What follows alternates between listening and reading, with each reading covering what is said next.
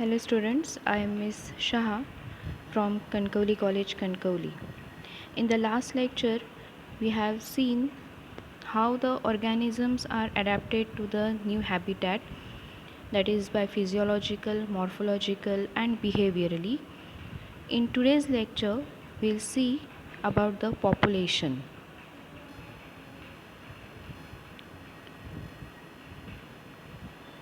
Now as we know that in nature, we rarely find isolated single individuals.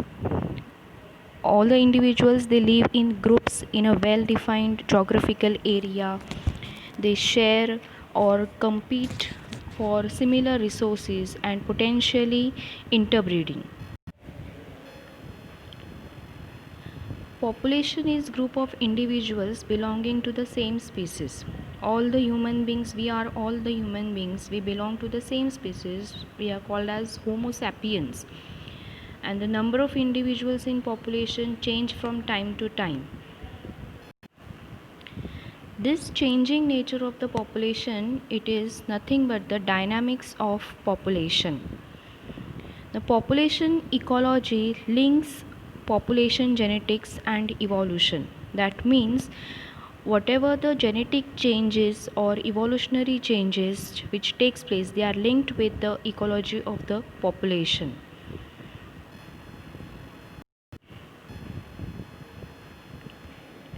Now we'll see the basic physical characteristics of population.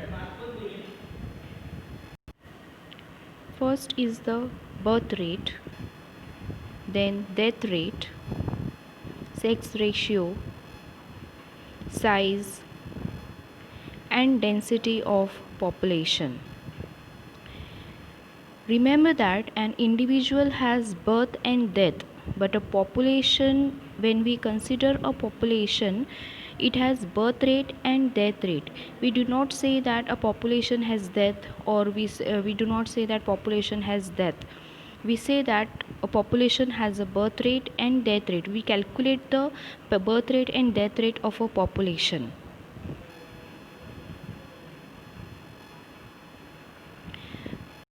Now first we'll see about the natality. Natality, it is nothing but the birth rate of a population. Natality is crude birth rate or specific birth rate.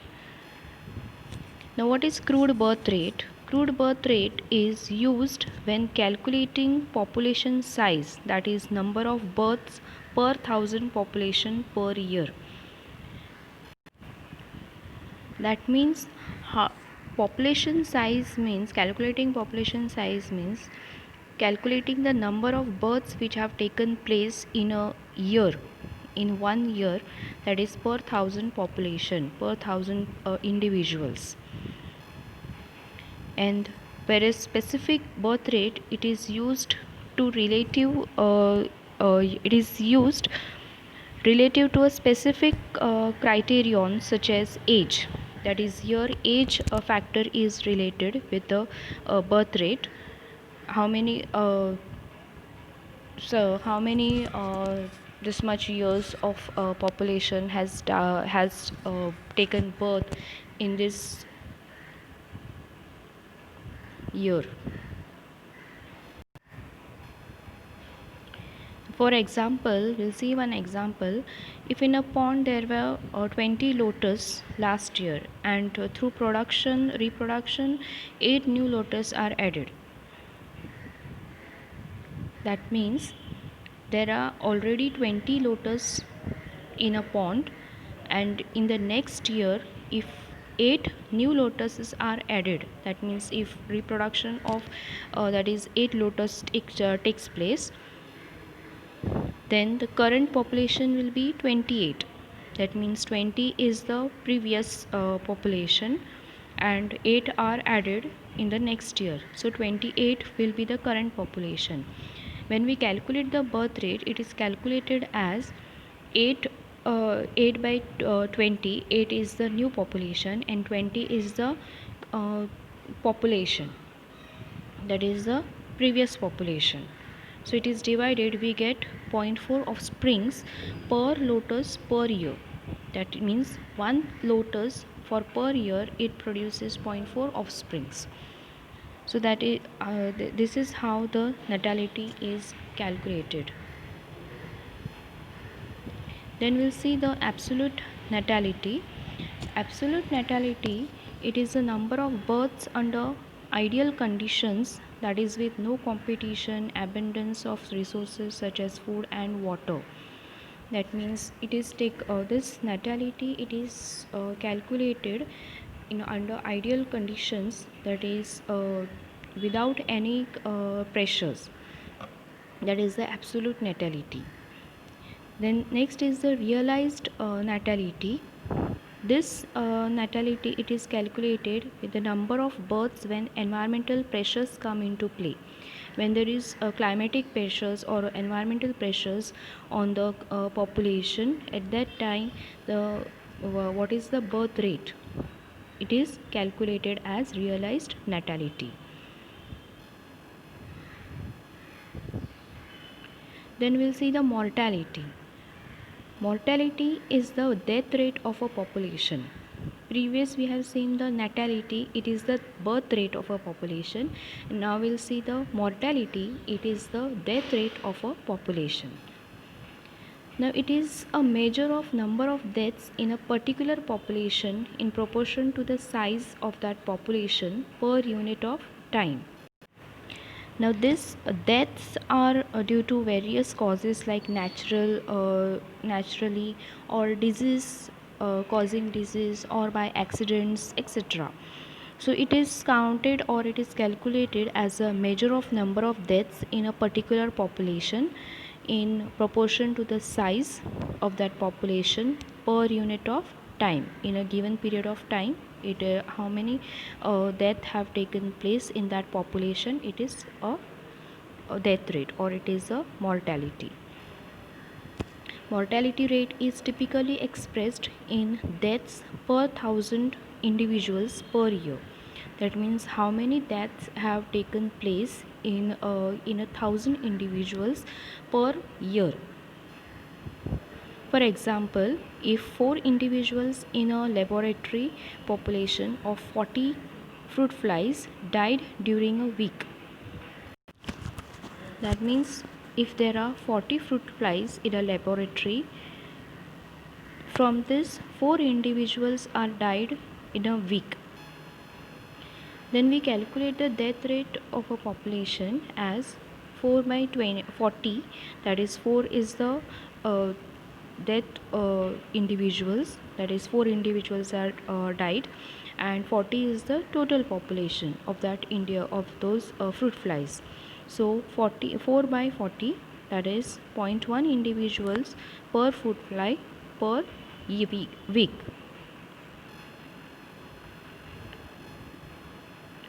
Now we'll see the absolute mortality as like absolute natality. Absolute mortality, it is the number of deaths under ideal conditions with no competition, abundance or resources such as food and water, etc. It is just like absolute natality.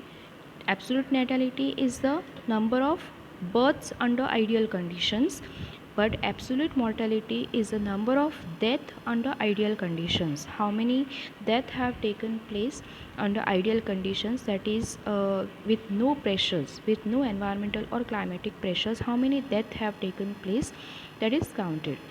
And second one is the realized mortality. Realized mortality is the number of deaths when environmental pressures come into play. As like realized natality, it is the realized mortality, number of deaths when environmental pressures or climatic pressures come into play.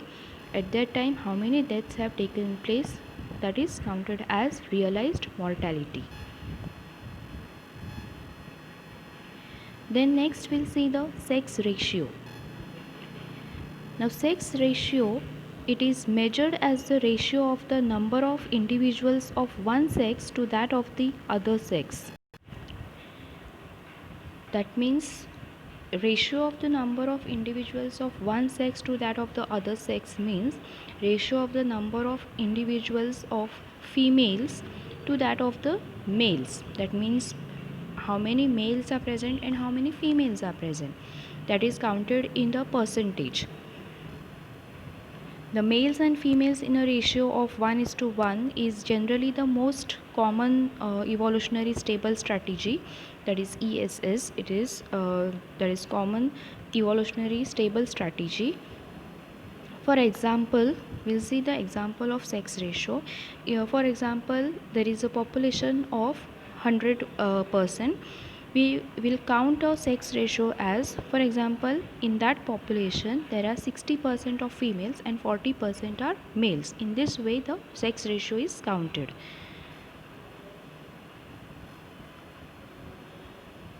Then next we'll see the age distribution. A population is composed of individuals of different ages. If the age distribution is plotted for the population on the graph, the resulting structure is called as the age pyramid. The entire population is divided into 3 age groups.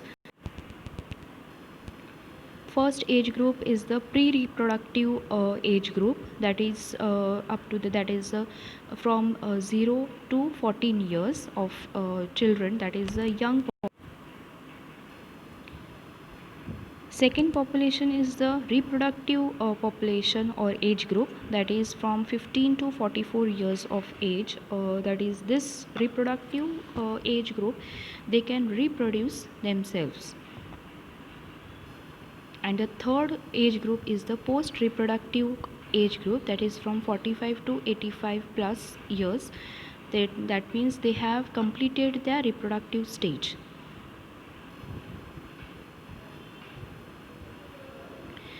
What is age pyramids? Now you can see here the diagram of age pyramids. The first is the first diagram. You can see 3 diagrams here: expanding, stable and declining pyramids. Now in the first pyramid you can see the expanding pyramid. Now what is expanding pyramid, or we can say the growing population?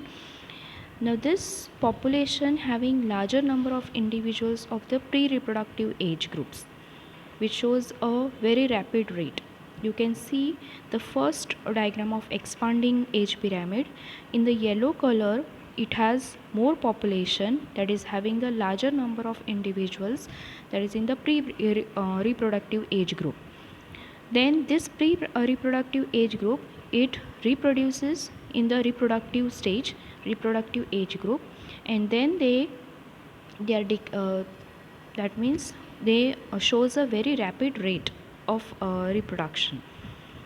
So that is the expanding age pyramid. Then second is the stable, or we can say steady population, when the pre-reproductive and post reproductive age group is same. You can see below yellow and blue color stages, they are same. That is then the population remains the steady. That means how many population is present in the pre-reproductive stage, that population will reproduce in the next, that is the reproductive stage, that is with the same population. So the population remains steady in the stable, that means the stable population or steady population. And third one is the declining age pyramid. In the declining age pyramid, larger number of post reproductive and smaller number of pre-reproductive make population decline. That means larger number of post reproductive, that means old age group, and smaller number of pre-reproductive, that is the young group. That means yellow and pink, you can see they are in the declining, that is the stage, but middle stage, that is the reproductive stage, it is expanding. Only, that is the post reproductive and pre-reproductive, both the main stages, they are what? They are declining. So this age pyramid is the declining age pyramid.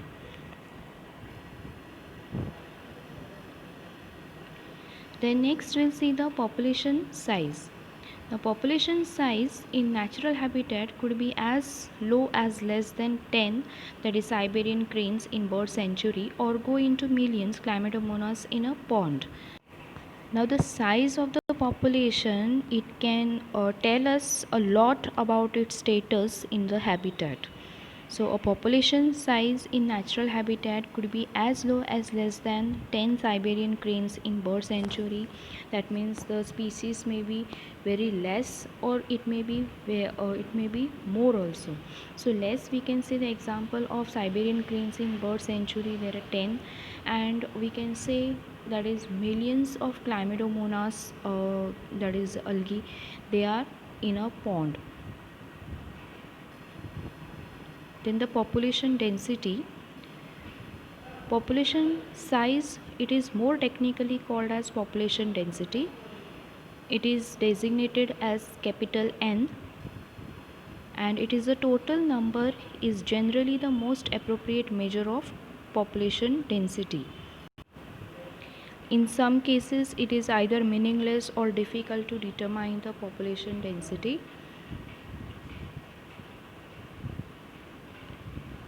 So for some ecological investigations, there is no need to know the absolute population densities. Relative densities can also serve the purpose equally well. So for example, we see that if the number of birds or insects they are caught per trap is good enough measure of the total population density, we are mostly obliged to estimate population sizes indirectly without actually counting them or seeing them. So, for example, the tiger census in a national parks, in our national parks and tiger reserves, is often based on pug marks or and fecal pallets. That means we that is a population of the tiger is not actually counted. It is only that is the that population of the tiger, it is actually based on pug marks, that is the foot marks of the tigers, because foot marks of the tigers, they are unique as like the fingerprints of our hand, that is they are unique to every individuals. So in such a way, in that is the pug marks, that is foot marks of the tigers are unique. Every tiger has unique pug marks. So different pug marks are counted in that area, and also the fecal pallets are also unique to every tiger. So the tiger census or tiger population in the national parks and tiger reserves, it is based on the pug marks and fecal pallets. So I hope you have understood the population, that is with the natality, mortality we have seen, then we have seen the sex ratio, then we have seen the age distribution. Thank you for listening to this lecture.